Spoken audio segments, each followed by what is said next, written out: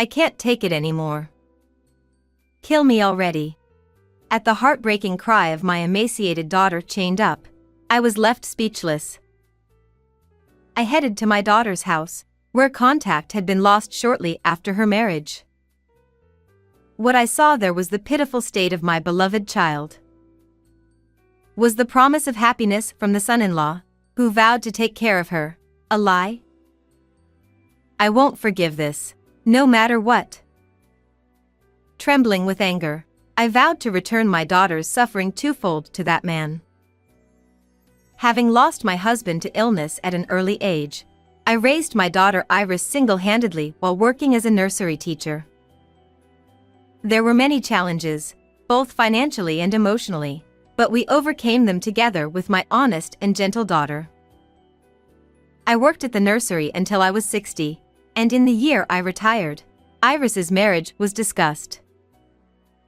And when the day for my daughter's wedding was set, various thoughts raced through my mind, filling my heart. However, when Iris introduced her husband Oliver to me, the impression wasn't very good. 8 years older than my daughter, he had a somewhat commanding tone towards Iris, perhaps because of that. He greeted me properly and remained polite throughout, but even when Iris made tea for Oliver, he didn't say thank you and acted as if he didn't notice. He might be domineering, but somehow I felt there was more to it, and it bothered me somewhere deep in my heart. However, my daughter, who lost her father at a young age, might have been seeking some shadow of a father figure in Oliver, who was 8 years older. Iris is a modest type, so maybe someone who takes charge like him is a better fit. I had concerns about Oliver's attitude, but it's natural for any parent to worry when marrying off their child. So, I decided to reconsider and warmly watch over their future together. Moreover, seeing Iris happily supporting him at the wedding, I felt reassured. After registering their marriage, the daughter and son-in-law began living in the house where he originally lived. Although it was in the same city as my house, Oliver's residence was on the outskirts of the city, surrounded by fields, with hardly any other houses nearby. I was a little worried that Iris might feel lonely, but I heard that Oliver had started his own business about 6 years ago, making use of the land. Apparently, he sold vegetables from surrounding farms through online sales, and Iris was enthusiastic about helping Oliver with his work since their marriage. His shop has high ratings online. I really respect him. I want to do my best to support him as a wife too. Yes, make sure you do. But don't overdo it from the start. Seeing Iris, determined with pink cheeks, made me feel relieved and amused. You really love Oliver, don't you? I'll support you too. Moreover, Iris's words seemed to be true. Oliver's business was indeed going quite smoothly, and I had heard that he was steadily repaying the loans he had taken out when starting the business. I believed that my daughter was living happily with her beloved person. However, about a month after Iris got married, communication with her started to dwindle. She used to send me a message every 3 days, saying she didn't want me to worry, but suddenly those messages stopped coming, and even when I messaged Iris, she didn't even read them. I wonder if something happened? I can't even reach her by phone. Becoming worried, I called the landline at my daughter and son-in-law's house instead of her mobile, but her husband answered and said he was busy, not letting me talk to Iris. When I tried calling again later, I found out that calls from both my daughter's mobile and the landline at their house were being rejected. What on earth? This is really strange. Filled with unease, I couldn't sit still and drove to check on my daughter's condition. Even though the distance by car was only about 20 minutes, it felt incredibly far, but I managed to arrive at my daughter and son-in-law's house. At first glance, Oliver's car was not parked there. I had heard that during weekdays, my daughter often visited farms, so she might be out. For the time being, I headed to the front door and pressed the intercom, but there was no response. "Are you not home?" "But I can't leave until I confirm Iris's safety." No matter how many times I rang the doorbell, there was no response, so I approached the front door. "Iris? Are you there?" "It's your mom. Sorry for coming all of a sudden." M.O. There. Taking a chance and calling out, I faintly heard my daughter's voice coming from the back of the house. Hastily, I made my way to the yard, and what I saw there was an unbelievable sight. "I can't take it anymore. Kill me already." Under the cold winter sky, Iris muttered those words, her eyes unfocused, her cheeks sunken, bearing no resemblance to her former self. But what shocked me the most was the fact that my daughter's limbs were chained. Why is Iris in this state? What is Oliver doing? Unable to accept the reality immediately, various questions raced through my mind, but above all, helping my daughter was the priority. "Iris, Mom will help you now. Just hold on a little longer." I tried to encourage her, but she only nodded weakly. Her appearance only increased my anxiety. A few minutes later, I managed to unchain her, and I could finally free my daughter. "Your body is freezing. Let's get inside and warm up first." As I tried to put a jacket on my trembling daughter and lead her inside, she started trembling as if she was scared of something. This is definitely not right. It might be better to take her to my house. I put Iris in the car, worried about her condition, and decided to take her to the hospital first.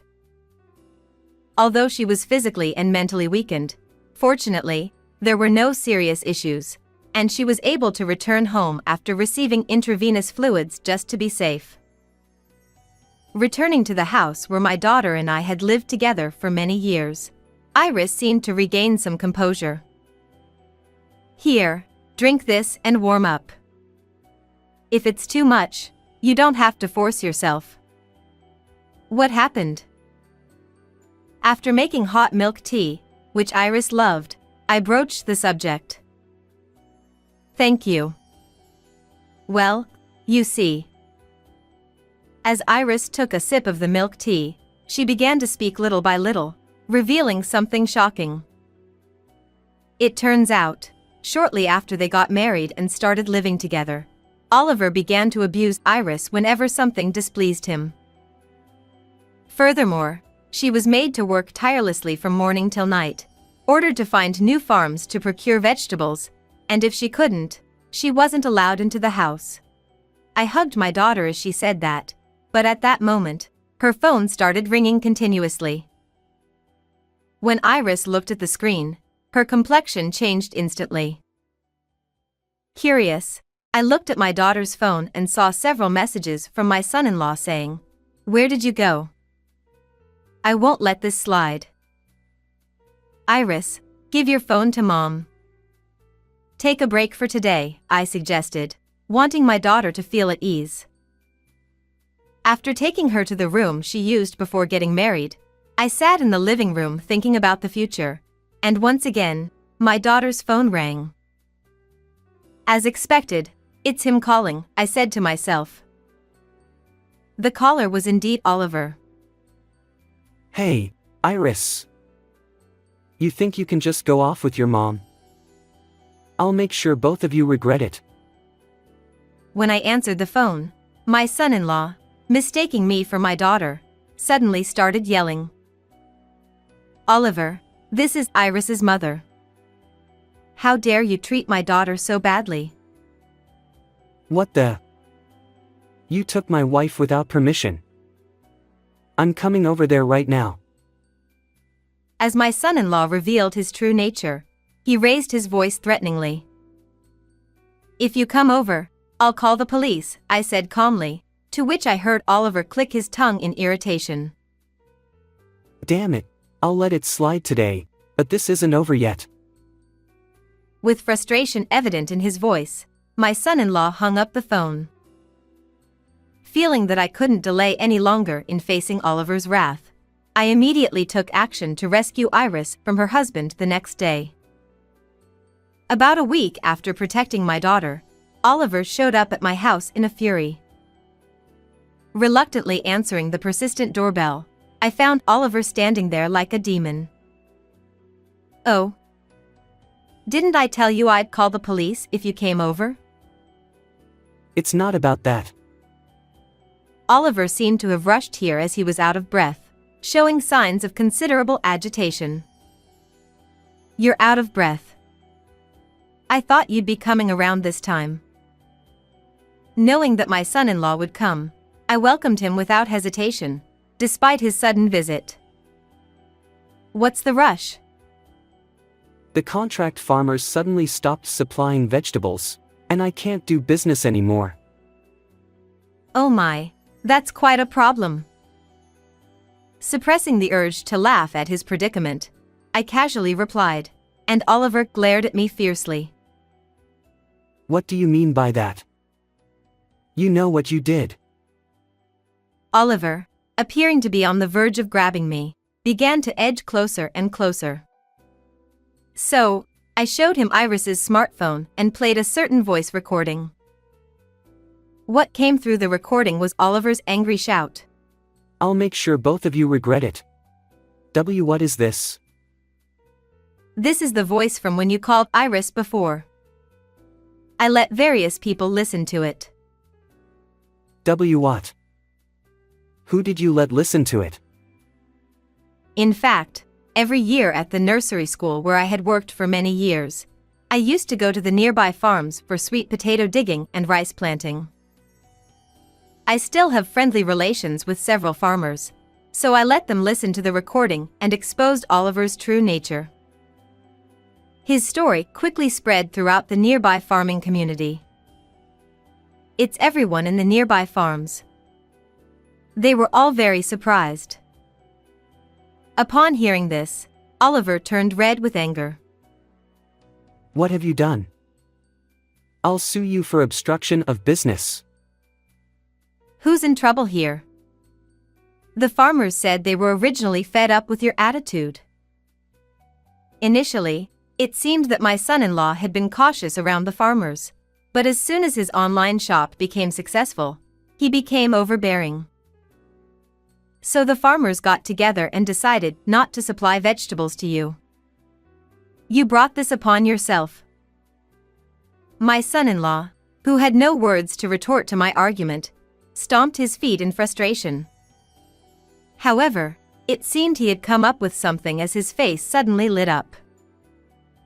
You know, Iris is with me. She's on my side. Oliver declared loudly and started looking around. Oh, Iris. It's been a while. I missed you. Spotting my daughter, Oliver approached her with a flattering tone. Iris, you finally came out. It's okay because Mom is here. Hearing Oliver's voice, my daughter summoned her courage, nodded vigorously in response to me, and turned to face him. Oliver, I won't obey you anymore. My daughter firmly rejected him, leaving my son-in-law looking bewildered for a moment, unsure of what was happening. Oliver, what do you think you did to Iris? There's no way she would ally with you. What can you two silly women do? I'm not wrong. I'll sue both of you together, so brace yourselves. Seeing my son-in-law's uncooperative attitude, my daughter sighed deeply. Oliver, I can't do this anymore. I can't keep up with you. Let's get a divorce. Why yeah. Try if you can. I won't admit it even if you come crying later. Perhaps he hadn't expected to be told such a thing by my daughter, but Oliver remained defiant to the end. albeit flustered. "Oliver, you'll be the one facing the judgment of the law." Saying so, I thrust the divorce mediation application in front of him. What's this? "I've already hired a lawyer. What you've done is a serious offense. We're also prepared to take legal action." Perhaps feeling pressured by the mention of lawyers and lawsuits, Oliver suddenly started sweating profusely from his forehead and began to apologize. "No matter how much you apologize, I'll never forgive you. First, apologize sincerely to Iris." With a firm tone, I demanded this from Oliver, who then clung to Iris, begging for forgiveness. "Iris, I was wrong. I won't do it again." "I'll accept your apology. But we're still getting divorced." As Iris said this, my son-in-law looked pathetic, clinging to her and refusing to let go. "I don't want a divorce. Don't abandon me." "Don't talk like everything's fine after tormenting my daughter. We'll proceed with the divorce through the lawyer, and I won't let you see my daughter anymore." Peeling Oliver away from my daughter, I declared firmly and escorted him out of the house. After that, with the help of a lawyer, Iris's divorce was successfully finalized. She demanded $30,000 in compensation from Oliver. His online shop suffered from a lack of fresh vegetables, and its reputation plummeted online. Despite his efforts to recover, including borrowing money from dubious sources, he ended up going out of business. With the payment of compensation and the ballooning debt repayment looming over him, it's unclear what he'll do next. Meanwhile, Iris gradually regained her physical and mental health and began looking for a job for the future. While enjoying life with my daughter, I also joined a handicraft circle to enjoy my own life. How did you like this story? Please don't forget to subscribe to the channel. Well then, see you in the next video.